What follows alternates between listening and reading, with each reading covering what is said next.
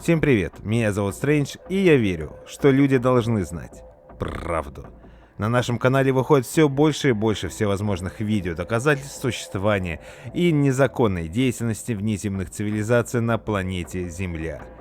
И вы мне все чаще и чаще стали писать на почту и просить, чтобы я как-то структурировал информацию, чтобы человек, который ищет какую-то конкретную информацию, смог ее легко найти. Я вас услышал. С этого момента я буду периодически делать видеокомпиляции наших страшных рассказов о деятельности инопланетян на какую-то конкретную тему. И я начну с очень щепетильной темы, как изнасилование. Да-да, вы не ошиблись и не ослышались. Инопланетные расы часто посещают нашу Землю с целью одной, чтобы изнасиловать жителей планеты Земля. И начнем мы с двух рассказов про страшную и, наверное, самую извращенную расу инопланетян, как центариусы. Их жертвами стала пара, семейная пара.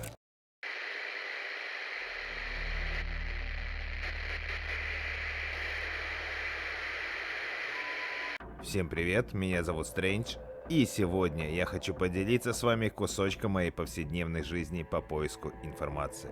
Думаю, вы успели уже заметить, что моя паутина по поиску полезных данных очень обширна, и вы недалеки от истины.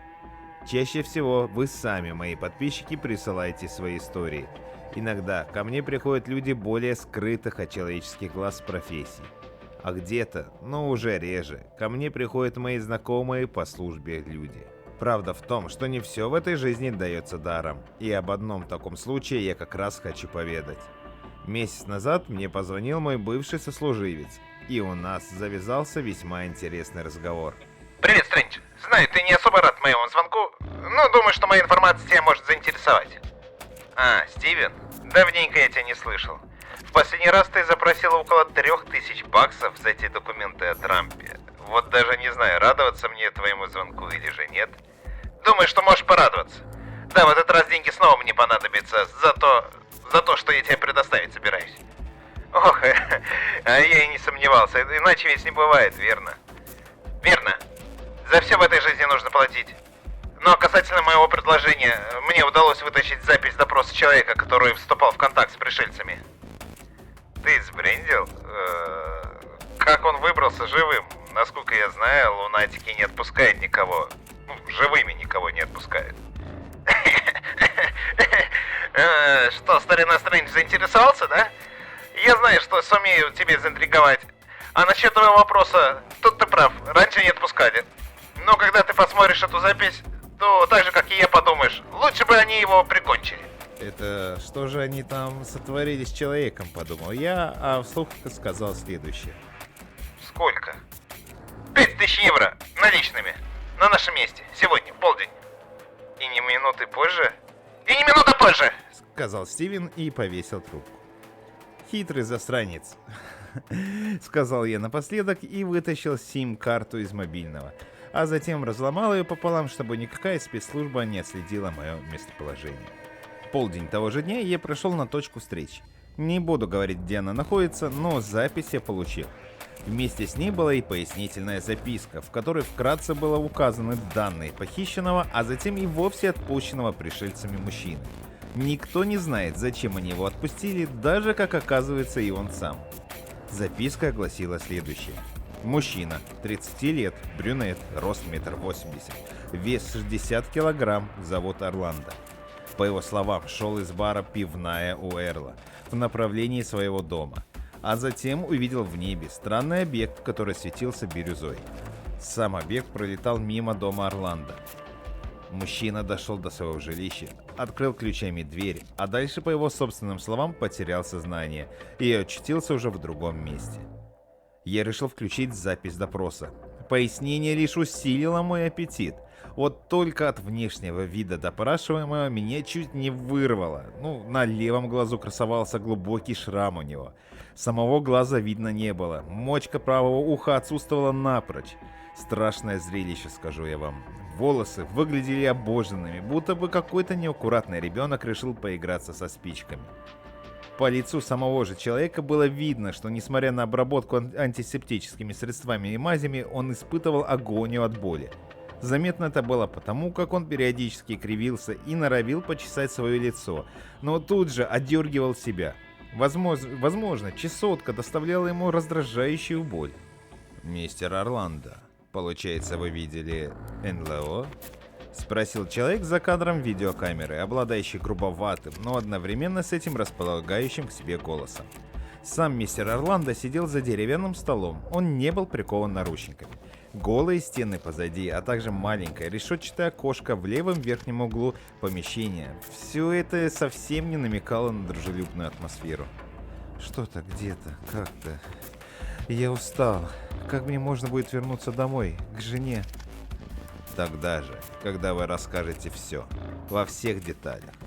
Спокойно продолжил неизвестный мужчина. Я постараюсь помочь вам. И да, если вам вдруг снова станет плохо, то скажите, пожалуйста. Я вызову профессионального военного медика. Я мало что помню. Кажется, я выпивал с друзьями в пивную Эрла, а потом, возможно, я направился домой. Да, это вы сказали мне 5 минут назад. Но вы помните, кто вас изуродовал? Вместо ответа Орландо задал встречный вопрос. А кто у вас? Простите, не удержался. Я подумал, что эта шутка рассмешит меня. Удалось? Голос человека за кадром даже не дрогнул от насмешки. Нет, стало хуже. Нет, черт, как же саднит лицо. В последний раз я ощущал себя так, когда... Человек осекся. Когда что? Продолжил собеседник. Когда надрался в хлам со своим отцом, и мы избили друг друга из-за того, что он оскорбил мою жену. Вот, вспомнил. Я шел домой тогда, мы как раз планировали с супругой отметить нашу 10-ю годовщину, а потом... Орландо переплел свои тонкие худощавые пальцы и вполголоса ответил. Знаете, ваши вопросы начинают мне помогать вспомнить, но, наверное, лучше бы я умер. Скажите, вы можете гарантировать безопасность меня и моих близких? Можете не сомневаться, что государство вас защитит. Усмехнулся Орландо. Государство, говорите? Это вряд ли. Но ваш голос меня успокаивает и располагает к себе. Хотя отчасти я понимаю, что это ваша работа. Мужчина кивнул куда-то в левую сторону. Сидите здесь, допрашивайте всяких людей, да? Ответа не последовало. Мужчина откинулся на спинку стула, а потом сказал. Меня похитили. Кто? Было слышно, что допрашиваемый чуть подался вперед. Пришельцы, но вы мне не поверите. Поверим. Вы были на их корабле? Заинтересованно спросил допрашивающий. Был. И это не те павильоны, что напридумывали наши, невероятно прекрасный наш Голливуд. Это место намного мрачнее. И пришельцы не такие милые, как нам показывают по телевизору. Эти, черт побери, особи. Они похожи на нас, на людей, есть существенные отличия. И какое же, мистер Орландо? У них глаза вполне человеческие. Вот только во лбу есть третий глаз, а он, в свою очередь, уже другой. На вид это черная точка, подсознательно, когда я взглядывался в нее, в эту черноту, я понимал, что эта самая чернота смотрела на меня в ответ. И это, блядь, не метафора. Голос человека задрожал не то от боли, не то от страха. Они представились как центаурусы, продолжил Орландо. Говорили на чистом английском, как если это были лорды откуда-то из древней глубинки Англии. Их голоса немного вибрировали, как вспомнив, в дрожь бросает. Что они хотели от вас? Вы ведь простой работяга с цементного завода, если не ошибаюсь, спросил допрашивающий. На видеозаписи послышался звук перелистываемых страниц. По-видимому, это было личное дело мистера Орландо. Я тоже себя об этом спросил. Зачем я им мог понадобиться? И как они вообще узнали, где я живу? И я даже спросил их об этом. Потом... Мужчина сильно скривился, с виду казалось, что он вспоминал что-то очень для него травмирующее. Потом они отсекли мне левую мочку уха в наказание за расспросы. Знаете, я всегда думал, что переживу любую пытку. Мой отец частенько колотил меня в детстве, и я привык к его побоям. Но здесь... Простите, я не хочу вдаваться в подробности. Мне становится плохо, да и вообще, будь моя воля, я бы не разговаривал об этом с вами. Понимаю. Но нам нужно, чтобы вы говорили с нами, Орландо. Со мной. Здесь и сейчас. От этого зависит жизни многих людей. Многих людей, да? Например, чьих? Вы же сами поручились, что защитите всех. Увы, всех спасти нельзя. И это общеизвестный факт. Но мы не о философии сейчас. В вашем же случае я говорю о вашей горячо любимой супруге. Кажется, ее зовут Анна, не так ли? Анетта. Грустным голосом поправил допрашивающего мистер Орландо. Все-таки это было не сон, да? Она у них? Боюсь, что так.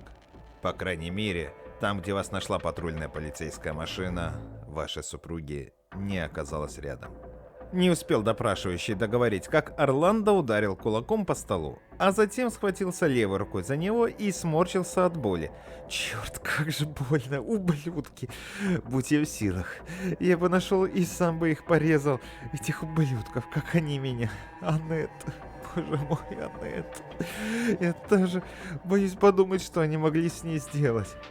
А что они делали с вами? Постарайтесь вспомнить, Орландо. Ваша память. Вот ключ к спасению Анетты. Допрашивающий стал явнее давить на человека напротив. И это, пожалуй, имеет свою эффективность. Да-да, вы правы. Простите, голова раскалывается, когда пытаюсь вспомнить. Эти монстры, то есть центаурусы, они спрашивали меня о моей работе. О работе? Да-да. Их очень заинтересовала структура бетона, которую мы используем повсеместно для наших строительств. А с ним что-то не то? Вот именно, что все нормально. Бетон как бетон. Нервно воскликнул Орландо. Простите, беспокойство за свою супругу. Пожалуйста, найдите ее, умоляю. Я очень ее люблю и не хочу, чтобы с ней эти сволочи что-то сделали. Допрашивающий поставил перед Орландо одноразовый пластиковый стаканчик, а затем налил туда воды из бутылки. Мы делаем все возможное, но нужно больше деталей. Как выглядел их корабль изнутри? Простите, не могу сказать.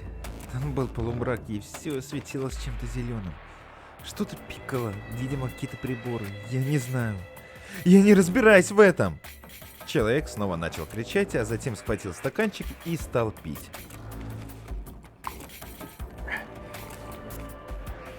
Но потом остатки содержимого вылил себе на лицо. Видимо, это немного успокоило его.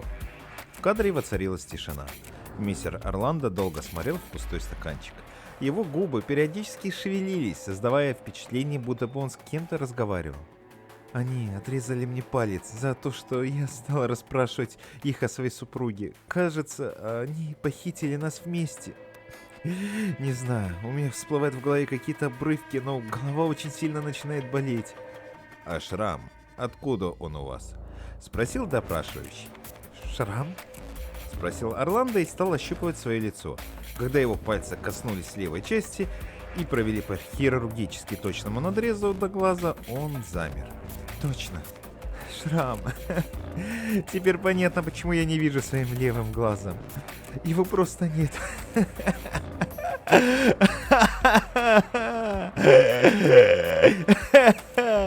Истерически стал смеяться Орландо. Его собеседник никак не реагировал и даже не пытался вызвать врача, чтобы тот вел какое-нибудь седативное. Прошло около 5 минут, прежде чем мистер Орландо успокоился, и когда он перестал смеяться, он продолжил. Простите, кажется, я теперь понимаю тех ветеранов войны, что прошли ад и пламя в своих горячих точках. Не переживайте. Легко вам говорить. Вы ведь не были на том корабле рядом со мной. Вы ведь не видели того, как во влагалище вашей жены вводили нечто железное. И это не вы получали шрам, как у меня, лишаясь тем самым глаза. Хотя у меня было полное право кричать и слать нахуй этих ублюдков, которые начали измываться над моей женой. Да еще прямо на моих глазах, боже милостивый. Желаю, чтобы они, суки, сдохли. И вы, вместе со своими вопросами, твари. И я, чтобы не вспоминать все эти ужасы и чувствовать всю свою нынешнюю физическую и душевную боль. Блять, слышите, вы все горите в аду, сволочи! Стал кричать Орландо. Он резко встал со стула, взял его в руки и замахнулся на своего собеседника. Собеседник же что-то выхватил и прикоснулся этим чем-то к ноге человека. Раздался треск, и мужчина упал на землю. Объект обездвижен. Допрос окончен. Нужно найти Анетту. Запускайте все спутники, все системы слежения. Ищите ее по всей стране. Возможно, она еще жива. Все таким же спокойным и не дрогнувшим голосом сказал что-то допрашивающий и отключил запись. Как видите, дорогие зрители моего канала, все не так просто. Сначала таинственная лужа из зоны 51, затем сквиллинги, теперь некие центаурусы. Мне жаль, что я снимаю ваши розовые очки. Но я все еще верю, что люди должны знать правду. Всем привет, меня зовут Стрэндж, и я верю, что люди должны знать правду. Прошло уже несколько дней с того момента, как я показал вам видео допроса одного из похищенных. И я не стану скрывать, мне все это время не дает покоя вопрос: где Анетта? Думаю, что и вы сами весьма заинтересованы найти ответ. И я решил поделиться с вами тем, что мне удалось найти. Но у меня просьба: уберите от экранов детей и беременных женщин. Потому что то, что я вам раскрою, может вторично повергнуть вас в шок. Итак, дело было в воскресенье 18 февраля. Позавтракав, мне в голову пришла мысль, к кому бы я мог обратиться за возможными ответами. Что-то фантома давно не слышно. Надо бы хоть позвонить ему, узнать, как он, подумал я, набирая его номер телефона. Мы с ним уже давно знакомы, можно сказать, что со школьной скамьи. Разве что пути разошлись, когда школа закончилась. Я поступил в Массачусетский институт технологий. А мой друг, которого уже тогда я в шутку называл фантомом, из-за его псевдонима в игровом зале ушел в армию. Сейчас он дослужился до того ранга, когда можно высказать свои опасения по тому или иному вопросу самому министру обороны США. В общем, занятой человек и при этом очень рискующий, когда связывается со мной. Вот и в этот раз, когда я ему решил позвонить, у меня были сомнения, а стоит ли его тревожить вообще. С другой стороны, мне правда любопытно, где он и как. Алло, Фантом? Стрэндж, давно не виделись, точнее не слышались. Как дела, старина? Что нового? Все в порядке, рад тебя слышать. В своей кухонной суете, ну, ты знаешь. Ну да, знаю. У нас тут тоже каждый день суета, то одно, то другое. Причем даже не всегда по работе. Вот, например, знаешь, на днях руководство вызвало дезинсектор. Тараканов травить. Откуда у нас тут тараканы взялись, не пойму. Понятно. Надеюсь, что их отрава не повредит твоему здоровью? Не, меня таким не возьмешь. На то и фантом, дружище. Вроде я есть, а вроде и нет. Так что не переживай. Как отметил день рождения, рассказывай. Отлично. Удалось сделать несколько вкусных пиц. О, и как назвал? Первая была наречена мной Трампом в честь предыдущего президента, а вторая – дорогой. Потому что я добавил в нее случайно много халапеньо. И когда ее съедаешь, ощущение, что еще немного и ты потеряешь сознание. Как если бы оказался под чьим-то гипнозом. Не стал бы я ее пробовать. А вообще, звонишь ты сегодня зачем? Соскучился или, может, есть какие-то идеи? Ну там, как называть новую пиццу? И то, и другое. Я усмехнулся, мне всегда нравилось, как мы играли с ним в эту игру. И никто ничего не мог заподозрить. Никогда. Нам эта идея пришла еще, когда мы были детьми. Шифроваться. Но тогда никто из нас даже не догадывался, что подобное может пригодиться в нашем будущем. Мне тут недавно дали один рецепт пиццы. Но вот его автора, точнее супругу, пока не могу найти. Быть может, подсобишь? Рецепт я тебе отправлю. Там же инициалы всех участников. Хорошо, я погляжу. Через некоторое время тебе наберу. Бывай. Давай, Фантом. До звонка.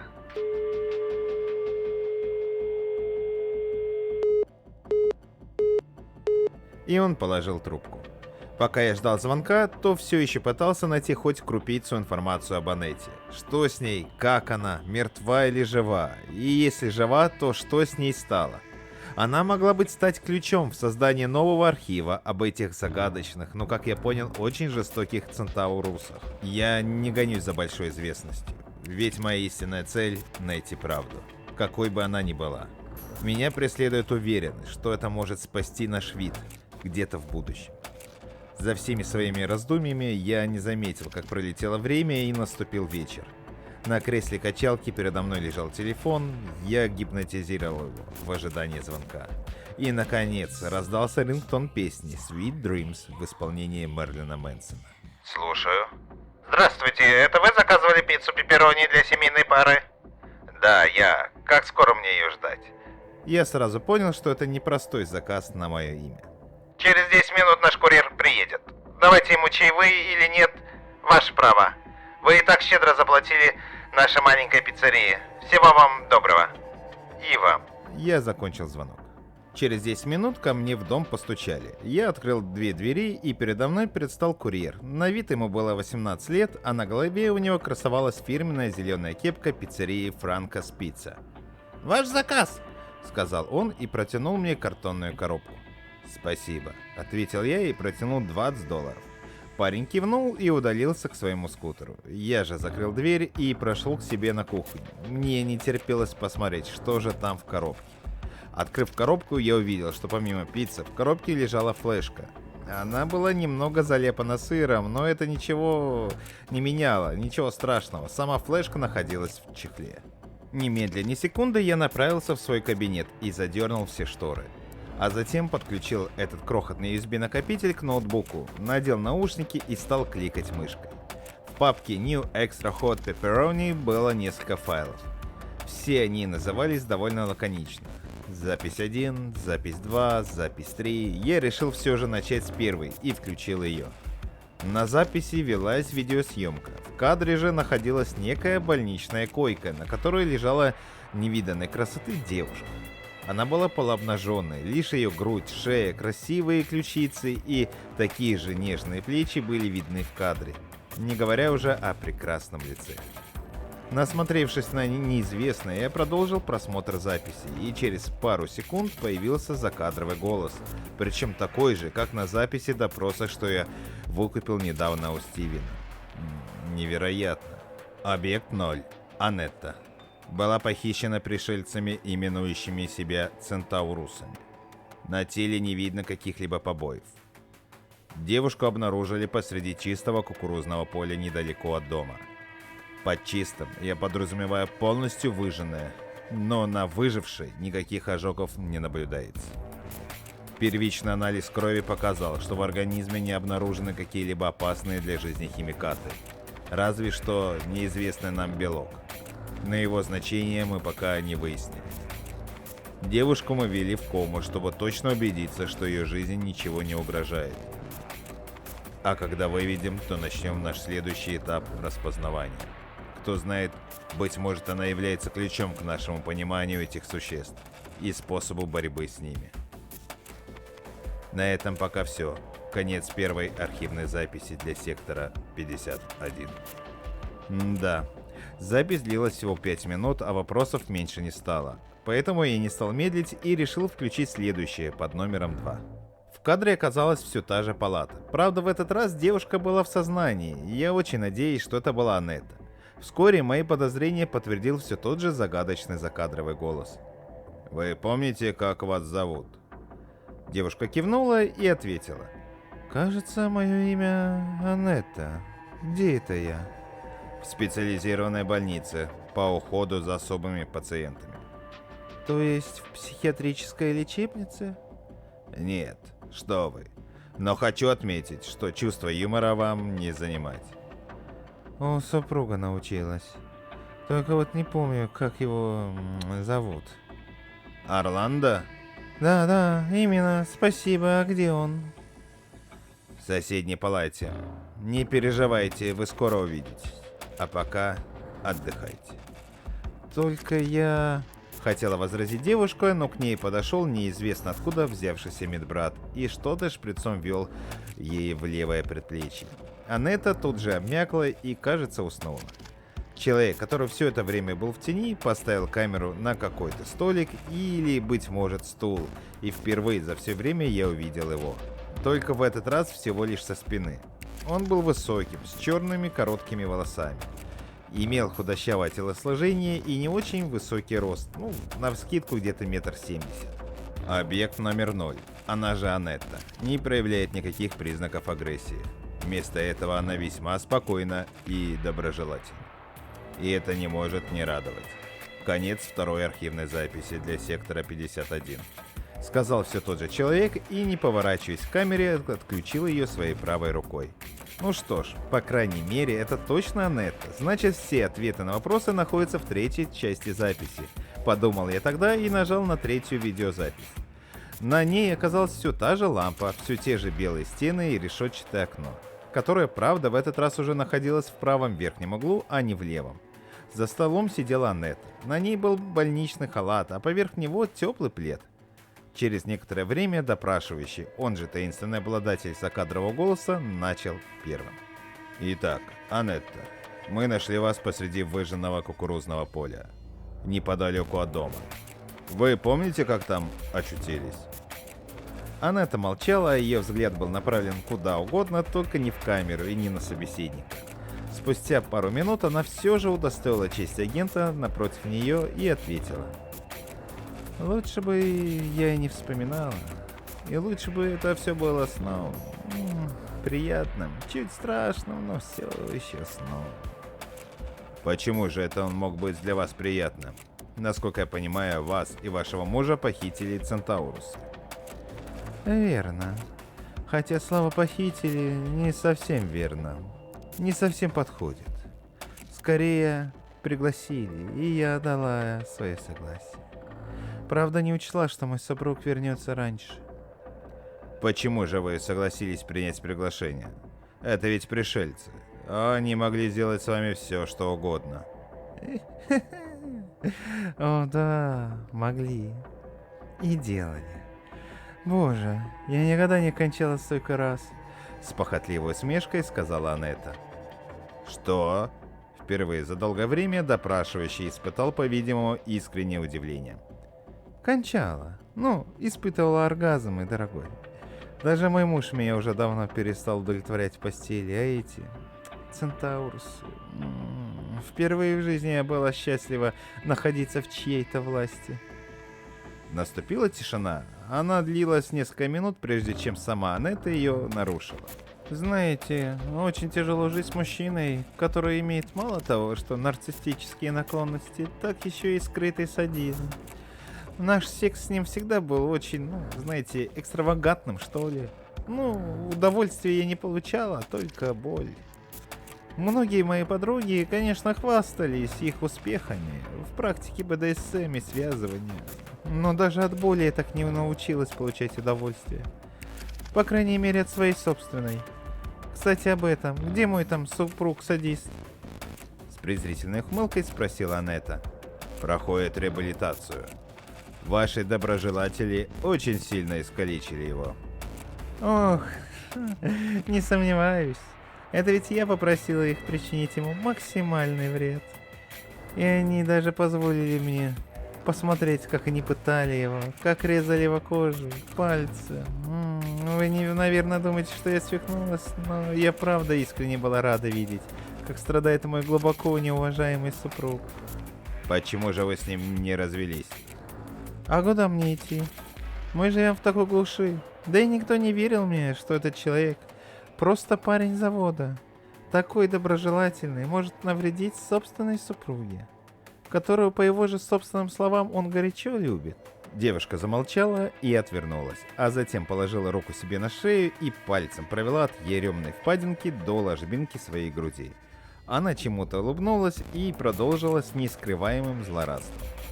Особенно мне доставляло удовольствие наблюдать, как мой муж кричал от бессилия, когда в моем влагалище входил некий аппарат пришельцев. Эта игрушечка понравилась мне больше всего, вы бы знали. А для пущего эффекта они ввели мне какое-то вещество, которое лишь расслабило мое тело. У меня до сих пор ощущение, что я как будто переродилась. Так они все же пытали вас, верно? Задал человек свой наводящий вопрос. Очень сладко. Они искали все мои эрогенные зоны и искусно играли на них. как если бы очень умелый скрипач играл на свою музыку на любимой скрипке. Где-то в мыслях я понимала, конечно, что они меня изучают, и что, наверное, их доброжелательность обусловлена куда более скрытыми мотивами, но... Пожалуйста, поймите меня. Впервые за 15 лет я испытала оргазм за оргазмом. Мне никогда еще не было так хорошо. Более того, я получала и моральное удовольствие лишь от осознания, что мой супруг надолго запомнит все произошедшее с ним. Кстати, как считается, он запомнил? Запомнил, верно. Вы рады? Очень. Чуть ли не подпрыгивая на стуле, сказала она это и захлопала в ладоши, продолжая смеяться. Ой. Они что-то спрашивали вас? Спросил голос за кадром, и вот он был очень терпеливым и спокойным. Да, ответила на вопрос девушка, начиная успокаиваться. Как мне сделать приятно? Сами они ко мне не прикасались. Точнее, делали они это куда более утонченно. Мой весьма израненный супруг уже, наверное, сказал вам, что центаурусы похожи внешне на нас, на людей. И я, если честно, так и не поняла, были ли среди них женские особи. Но я точно могу сказать, что, заглядывая в их дополнительные глаза на лбах, там устанавливалась некая телепатическая, теплая связь. Не знаю, как вам это объяснить. Но они ласкали меня, мысленно и физически. У меня в голове они рисовали образ, исполняя все мои потаенные сексуальные фантазии. Так, например, я уже давно мечтала, чтобы меня очень нежно и медленно чем-то входили. При этом, чтобы это было совмещено с поглаживанием моей шеи и моих щек. И они создали мне этот образ. В моей голове меня ласкал и любил мой давний одноклассник, моя школьная любовь. И закрыв глаза, я все это чувствовала. Вы не представляете, в каком блаженстве я тогда была. Анетта мечтательно вспоминала обо всем произошедшем с ней. Воцарилось молчание. Казалось, что каждый человек, находившийся в комнате, думал о чем-то своем. Наконец-то молчание нарушил допрашивающий. Вы бы хотели вернуться на их корабль? Если мне пообещают, что обо мне будут заботиться и исполнять мои сексуальные желания, то да. Всяко лучше быть там, чем с моим супругом. Да и вообще, очень надеюсь, что от полученных травм он недолго оправится. Если вдруг он будет спрашивать обо мне, то скажите ему все как есть. Пусть помучается еще. А что вы собирались делать дальше? Хочу вернуться домой, к своим родителям. И тайно молиться, чтобы мои благодетели снова пригласили меня к себе. Вот оно что. Впервые за долгое время закадровый голос усмехнулся. Ну, будем посмотреть. А пока пройдите, пожалуйста, с моим коллегой. Он отведет вас в столовую. Сейчас как раз время обеда. Хорошо. Благодарю вас за гостеприимство. Кивнула Анетта и встала за стола. Послышался звук открываемой двери, Анетта ушла куда-то влево и больше не появляется в кадре. Через минуту закадровый голос сказал: и все-таки, все не так, как оно кажется на первый взгляд. Доброжелатели или душегубы, союзники или враги. Нам это еще предстоит выяснить, сэр. Вы правы, агент Палыч. Продолжайте свою работу. Внезапно раздался голос из динамиков в комнате. Как прикажете, сэр. И запись была отключена. Я закрыл крышку ноутбука, посмотрел на наручные часы и удивился. Уже 3 час ночи, следующего дня. Долго же я просидел, мысленно подумала Смея, а после я встал за стола и направился в спальню. Да, центаурусы. Ну надо же. А это Анетта. Бедная женщина. Как много еще таких отпущенных. И как много еще тех, кого пригласили. Да. В каком же сложном мире мы с вами живем. Как бы я был бы рад сказать вам, что только одна раса инопланетян, как центариусы, грешат изнасилованием обычных граждан планеты Земля. Но нет. Этим еще известны рептилоидные расы. Они также еще известны своим жестоким обращением с людьми. Ведь жестокость их сильно возбуждает. Первая история касается обычной девушки, китаянки. Мне, поверьте, до сих пор ее очень жалко, ведь судьба у нее очень и очень тяжелая. Жестокие ли люди? Жестокие. И это факт, доказанный историей и самой нашей жизнью. Люди способны на многое. Но вы даже не представляете, какая бездна ужаса, изощренной жестокости и садизма кроется в омутах космоса. Я решил обнародовать эти сведения, потому что никто не может сегодня чувствовать себя в безопасности. Все человечество может стать одним большим подопытным кроликом в руках внеземного разума, лишенного эмпатии, сочувствия и самого мизерного сострадания. Повторяю, опасность всеобщая. Всем привет, меня зовут Стрэндж, и я верю, что люди должны знать правду. Эти документы попали ко мне из спецхранилища Министерства здравоохранения и социальных служб США. Сначала я не придал им значения, просто оставил для дальнейшего анализа и разработки. Но то, что скрывалось за стройными рядами типографских букв и цифр, повергло меня в шок. Мне и сейчас трудно писать и говорить об этом, но я должен. Ради вас, ради будущего нашей планеты. Расставаться было тяжело. Маленькая Юнь Фэй хотелось заплакать, но она смотрела на строгое лицо отца и никак не решалась. Девочка прижималась детской щечкой к теплому, родному животу своей бабули и все-таки заплакала. Отец пятилетней девочки принял окончательное решение. Они, то есть маленькая Юнь Фэй, 3 ее старших брата, мама и папа переезжают из небольшой деревушки Ченкан в 40 километрах от гор Хуаньшань в США, а именно в Нью-Йорк. Отец Юнь Фэй говорил об Америке как о каком-то чуде, стране исполнения всех желаний, государстве миллиона возможностей, где каждый китаец может запросто стать бизнесменом и богачом. Бабушка слушала слова своего зятя, только кивала головой, соглашалась, а потом говорила соседкам, что ее зять, скорее всего, чпокнулся на голову. Итак, переезд состоялся. Мечты рухнули практически сразу. Семья поселилась в Нижнем Манхэттене, в Чайна-тауне, в небольшом заброшенном домике, без отопления. Маленькой Юнь тогда показалось, что они перелетели из Китая в Китай, только дома намного выше и наряднее, чем в их Ченкане. Все это произошло 14 лет назад. 14 лет спустя, 2014 год. Предоставьте мне медицинский формуляр. Юнь Фэньхунь, 19 лет, проживающий по адресу угол Пейл Дойерс, 13. Надо же. А она с Чайна-тауна, хотя все вполне логично. Скотт Санторини, глава специального исследовательского центра, сидел в своем кабинете и отдавал распоряжение своему заместителю.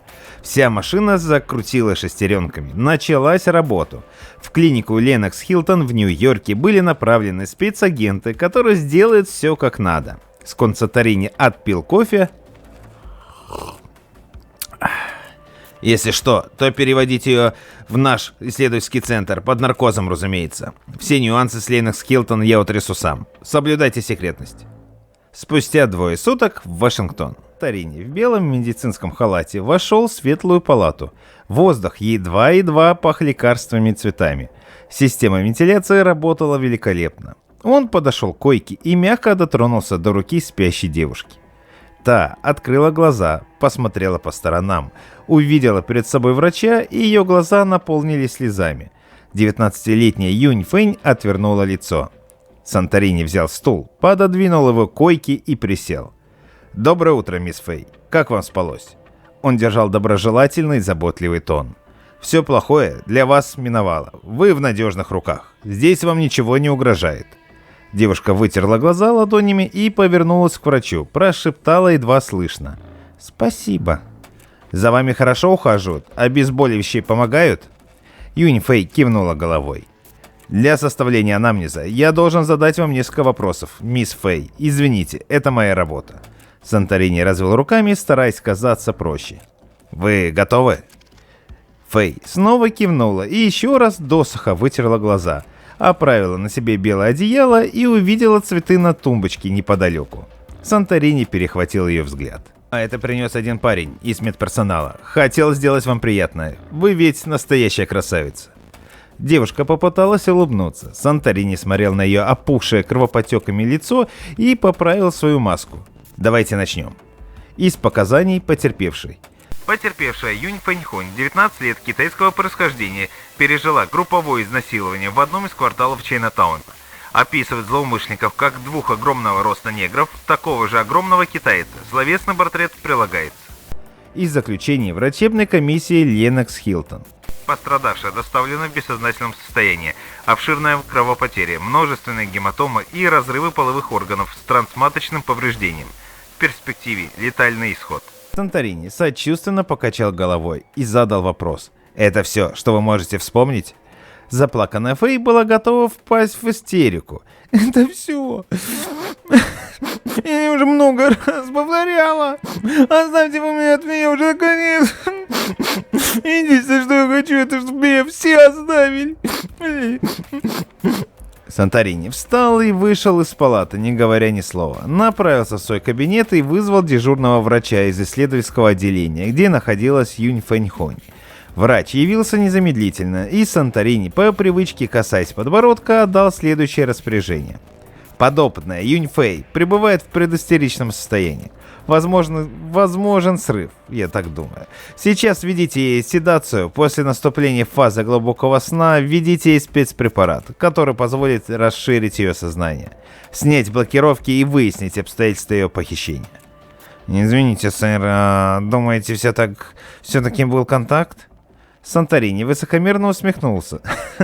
Ну, разумеется. Препарат подберите на основании проведенного комплексного обследования слизистых, крови и лимфы пациентки.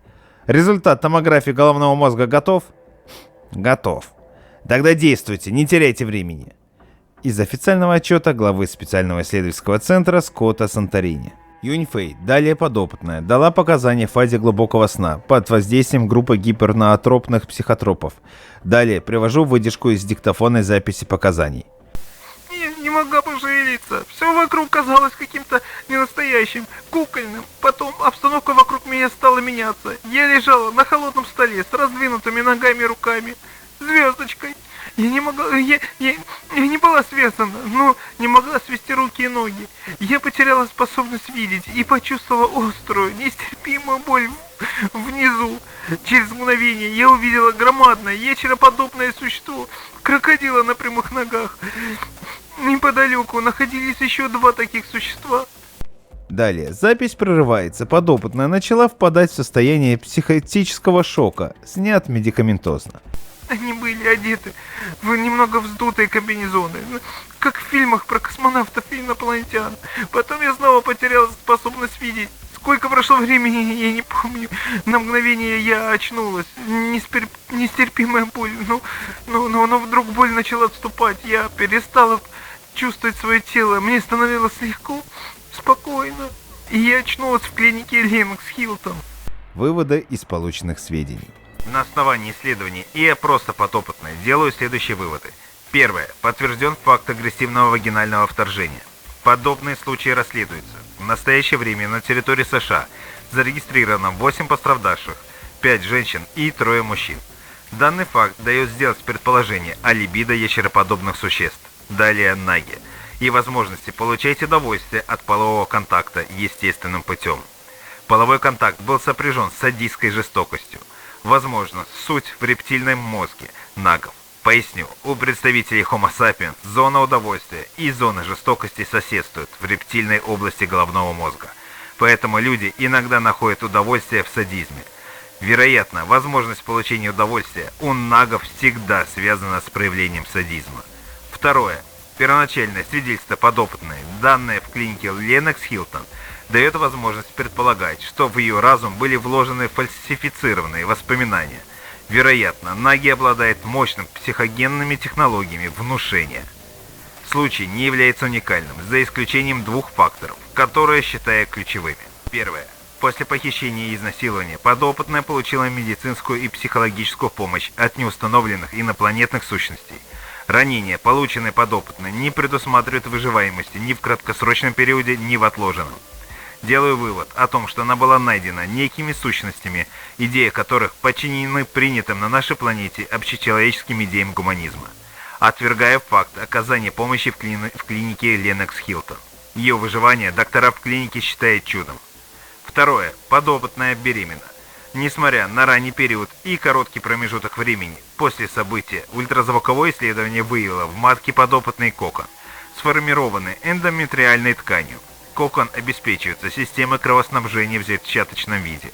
Наблюдается 24 часа в сутки под ультразвуковым контролем. В перспективе исследования эмбриона гибрида от представительницы Homo sapiens и нагов. Специальный агент Джон Войтович просматривал отчет, хмурился. Такие случаи были и раньше. Но это первый случай, закончившийся беременностью. До этого пострадавшими были белые женщины, несколько мужчин и одна японка. А забеременела именно китаянка. Парадокс. Они, наверное, от молочного коктейля могут забеременеть. Потому их и наплодилось более 1,5 миллиарда. Войтович усмехнулся. Специальный агент взял шариковую ручку и написал на каждой странице отчет о Санторини. Проект «Дитя». Взять в оперативную и исследовательскую разработку. Заброшенная космическая исследовательская база неустановленных инопланетных сущностей. 12 тысяч километров от Ганимеда, спутник Юпитера. Юнь Фэй не могла понять, где она находится. Не могла пошевелить руками и ногами, свести их. В душу вползал страх. «Я что, связана?» Девушка снова попыталась свести руки и ноги, но это ей не удалось. Вдруг Фэй поняла, она полностью обнажена. Ценой невероятных усилий Юнь Фэй смогла оглядеться. Неизвестная обстановка, небольшое продолговатое помещение, непонятные приборы вдоль стен и в самих стенах. Своды помещения закруглялись к потолку. Было стойкое ощущение, что это где-то уже не на земле. Это все сон, просто кошмар. Сейчас я сильно зажмурю глаза и проснусь. Но кошмар не прекратился. Как я попала сюда? Фэй вспоминала, как шла по улице, свернула к своему дому на Пейлдойрс 13 и ощутила мощный удар в затылок. Вспышка света, чувство движения, и она очнулась здесь. Вдруг перед ней, как бы материализуясь из пустоты, выплыло громадное существо с какими-то круглыми, желтыми рептильными глазами, не выражающие эмоций. Глаза насекомого. Существо было похоже на прямоходящего крокодила, выше 2 метров. Когтистые лапы, вытянутая нижняя и верхняя челюсть. Существо приближалось, и издавая скрежет и пощелкивание. Фэй не смогла сдержать крика от страха. Существо остановилось и повернулось к 2 таким же громадным прямоходящим крокодилам. Указала пальцем на Фэй и снова что-то проскрежетало. Ей даже показалось, что они смеются таким образом. После Фэй потеряла способность видеть происходящее, а осталась только способность чувствовать. Через какое-то время девушка очнулась. Было темно и холодно. Существа куда-то испарились. Вернулась способность двигать руками и ногами, но сил совершенно не было. Сознание то прерывалось, то вдруг снова всплывало из омута забытья. Отдаленным чувством девушка ощущала, что с ней рядом кто-то есть. Светлое облако, из которого едва слышно раздавался звук статического электричества. Облако обволокло девушку, и боль ушла. Потом снова движение, вспышки света и пробуждение уже в клинике Ленокс Хилтон. Ее изнасиловали. 2 здоровенных негра и китаец. Но подробно их лиц она не смогла описать. Навязчиво в памяти всплывало, как после изнасилования ее наотмашь ударило крокодильем хвостом. То ли в зоопарке или террариуме. Войтович взял мобильный телефон и позвонил генеральному секретарю НАСА Чарльзу Болдену. Руководил НАСА с 2009 по 2017 год. Дождался ответа. «Добрый день, господин Болден». Болден поежился, Войтович отчетливо почувствовал это через расстояние. «Добрый день. Чем обязан?» «Подготовьте через 3 дня снимки Ганимеда. Задействуйте Хаббл». «Что? Мне плевать на бесперспективность исследований Ганимеда. Вы прекрасно осведомлены, что нас интересует объект 13Z0720, а не атмосфера и грунты. Через 3 дня снимки должны лежать у меня на столе». «Отлично». Окончив разговор, Войтович достал свой блокнот, раскрыл и жирно подчеркнул одну из записей. Объект 13Z0720. Ганимед. Спутник Юпитера. Предположительно, замаскированный объект неземного разума. Исследование невозможно по техническим причинам. Мы живем, любим, стареем и умираем. Постоянно стараемся жить нормально. По возможности счастливо. Кому как дано на этом свете. Большинство об этом не задумывается, просто живет и идет по жизни осторожными или разнузданными шагами. Лишь единицы подозревают о том, что происходит на нашей планете, но кому-то удается стать очевидцем. До боли познав любознательность пришельцев, их изощренную жестокость и садизм. Как показывает реальность, им не чужды и более низменные чувства. Всем привет, меня зовут Стрэндж, и я верю, что люди должны знать правду. Наш подписчик из Варшавы является высокопоставленным служащим в Бюро расследований внутренних дел. Связался со мной и под мои личные гарантии полной анонимности передал страшную историю, которая случилась с 2 гражданами Польши. Сегодня я раскрою эти ужасные, засекреченные документы. Разумеется, в целях безопасности моего источника все имена изменены, а документам придан художественный окрас. Поверьте мне, то, что вам предстоит сегодня услышать, навсегда изменит вашу жизнь. Итак, я начинаю. Кася и Томик наконец-то вырвались в путешествие. Решили оторваться по полной за весь рабочий год. Выкраивали это время, планировали и наконец-таки все срослось. Они в Париже. Путь из Кракова не был долгим, ведь это Европа. Здесь все близко и далеко одновременно. Так простой служащий, скажем, где-нибудь в порту в польском Гданьске, мог всю жизнь просидеть дома, не побывав ни в Берлине, ни в Женеве и даже в Париже. Кася и Томик не были простыми служащими. Они относились к рангу так называемой «золотой молодежи» и имели возможность путешествовать. Жаркая музыка давила на уши пульсирующими вспышками. Полумрак помещения озарялся мигающим светом под быстрое вращение стробоскопа. Томик причудливо сплетал руки, двигал торсом, дергая головой. Кася же стояла к нему спиной и игриво дразнила его, прижимаясь ягодицами к его паху в такт музыки. Им было хорошо и весело, громко и смешно. 2 девушки неподалеку смотрели, оценивающие на Томика, смеялись, не отводили немигающие глаза с расширенными зрачками. В какой-то момент Кася повернулась к Томику и прошептала ему прямо в ухо: «Я хочу тебя». После она просто взяла его за ремень и потянула за собой. «Кася, я люблю тебя». Он целовал ее губы, лапал ее ягодицы, прижимал к себе, а Кася лезла ему в штаны. Все случилось как-то сразу и неожиданно. О нет, он не овладел ей в туалете ночного клуба, и у Каси не случился оргазм. Они просто оторвались друг от друга, уносимые вихрем движения во всеобъемлющей яркой вспышке. Последнее, что помнили оба, так это свои руки, тянущиеся друг к другу в разрывающемся водовороте. «Кася! Томик!» Через мгновение они очутились в незнакомом помещении, белом и пустом, без окон, но освещенном. Ламп не было, свет распространялся из ниоткуда. Казалось, что само пространство излучает волны пульсирующего света. Он то затемнялся, то снова усиливался. Комната погружалась во мрак и озарялась светом с очень быстрой амплитудой. Свет давил. Возникало чувство, что он ощущается буквально кожей. «Томаш, где это мы? Томик, ты слышишь?» Молодой парень лежал рядом, он был обнажен. Кася удивленно и испуганно смотрела на его грудь. Взгляд опускался к гениталиям. Это же случайно наверняка все произошло. Кто-то устроил розыгрыш, затянувшийся и не вполне удачный.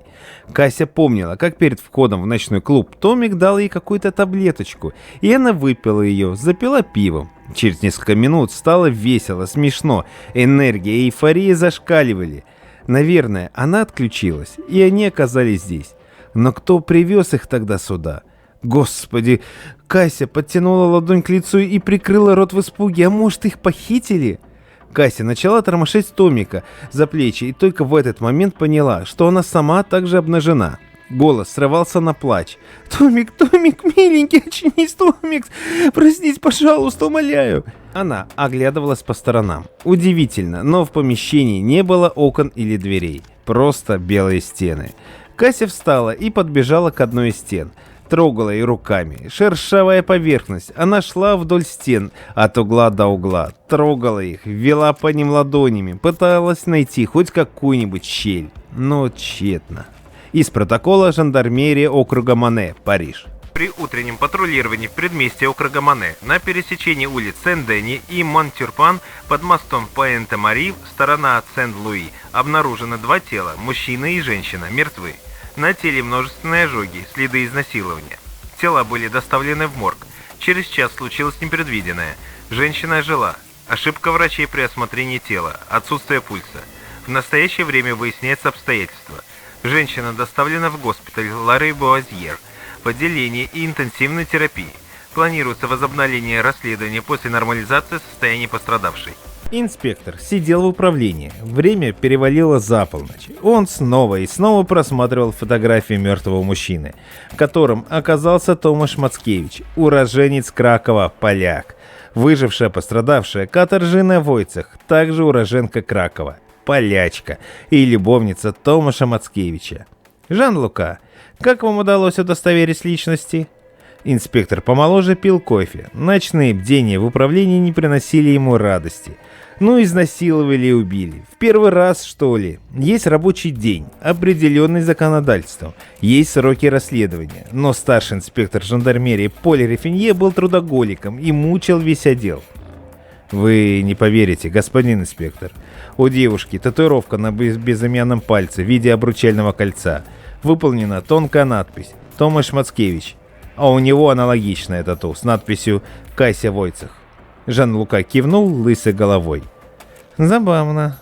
Хорошо. Девушка пришла в себя? Нет. Находится в отделении интенсивной терапии. Кома, короче. Инспектор поморщился.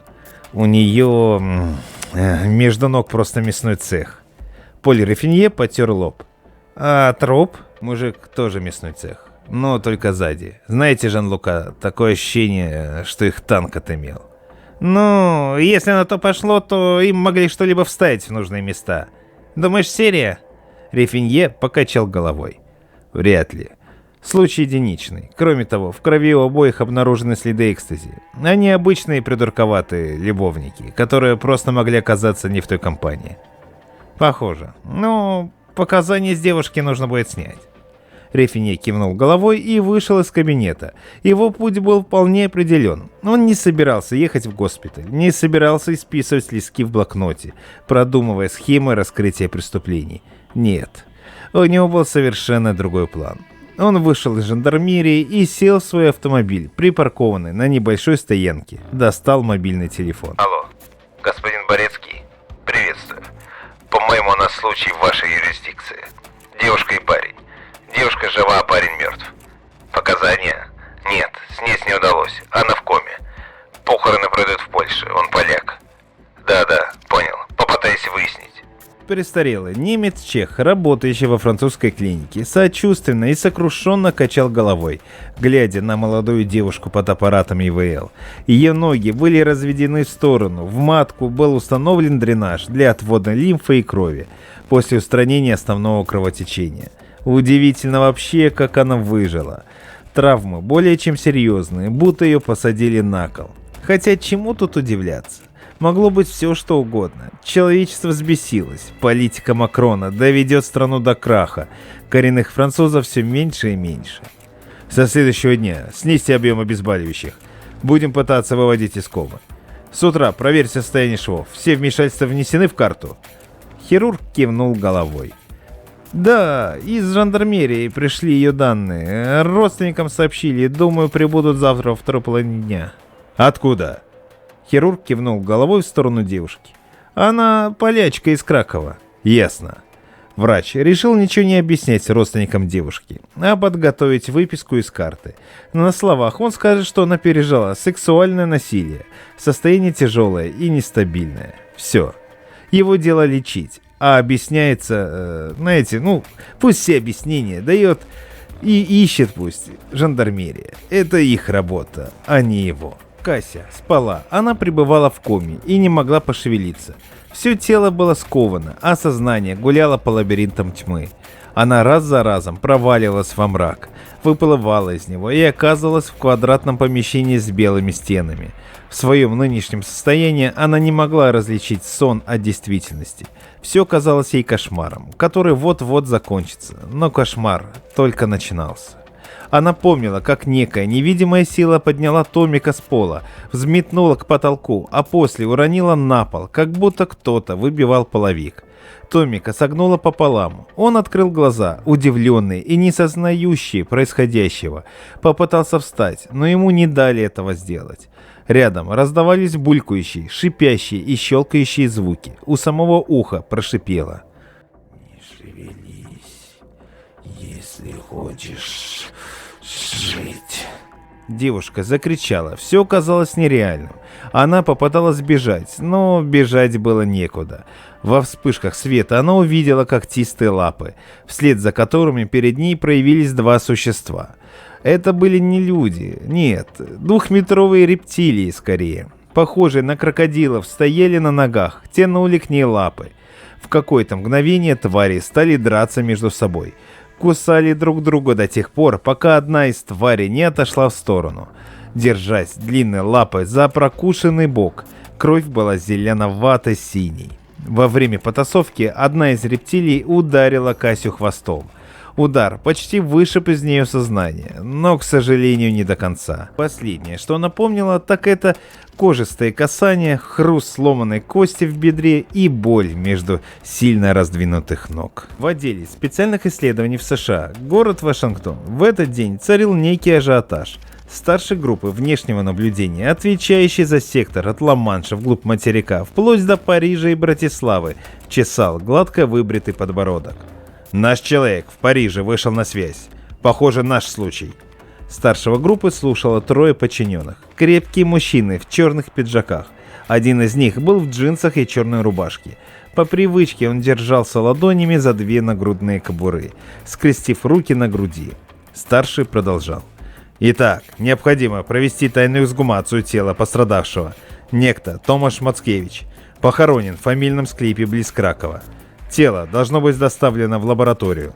Поэтому вам следует озаботиться вопросом сохранности ткани и секретностью. В склеп можете подложить куклу». Подчиненные молчали и слушали. Вторая потерпевшая, Катаржина Войцах, скончалась в госпитале, не приходя в сознание. В настоящее время находится в клиническом морге в Париже. Тело также должно быть изъято и доставлено. Все ясно? Трое боевиков в один голос ответили: «Так точно!» «Тогда выполняйте. На реализацию 24 часа. Свободны». Боевики удалились, а старший группы сел за стол. Чертовски хотелось курить. Но в кабинете установили систему пожаротушения. После недавнего инцидента сгорела серверная одного из департаментов в Нью-Йорке. Это был несчастный случай, хотя, может быть, это была и диверсия. Среди людей немало тех, кто по незнанию или специально служат силам вселенского зла, проявляющимся на планете различными пакостными делами. Но последний случай был из ряда вон. Старшина отдела взял телефон. «Соедините с главой Вашингтонского департамента». «Да, подожду». Дождавшись ответа, старшина заговорил, но в этот самый момент он осознал глупость, которую пытается донести до руководства. «Здравия желаю. Я хотел сказать о том, что последний случай выходит за рамки обычного поведения рептильных существ. Они хотели не просто совершить насилие, они же убили их. Да, я знаю. Нет, я не сошел с ума и не перетрудился, но вы не понимаете, так нельзя». На том конце молчали около минуты, а потом задали простой и тривиальный вопрос. «У вас есть конкретное предложение?» «Да. Мы располагаем сведениями о местоположении двух подземных баз рептильных существ. Одна из них крупная, по всей видимости является головной, вторая поменьше. Предлагаю силами военного спецназа провести рейд и уничтожить малую базу. Опять-таки, можно будет захватить трофеи, живых особей». Трубки снова молчали, ответили также через минуту. «Мы подумаем и примем решение». Старшина только вечером того же дня понял, какое решение было принято на верхах. Старшина был застрелен в затылок на лестнице своего дома в этот же вечер. Но перед выстрелом ему кратко объяснили, что некие вольности были разрешены рептилоидам в обмен на генные технологии, активно внедряемые в научной жизни человечества в настоящее время. В эту самую минуту. Мы вам сегодня раскрыли только часть информации о пришельцах. Данных о их деятельности на Земле намного больше. На нашем канале мы раскроем все тайны и доказательства их присутствия. Подписывайтесь на канал и высылайте мне на почту свои истории, связанные с пришельцами. Контакты вы найдете в разделе о канале. Вместе мы заставим власти всех стран раскрыть всю имеющуюся у них информацию. Ведь люди должны знать правду.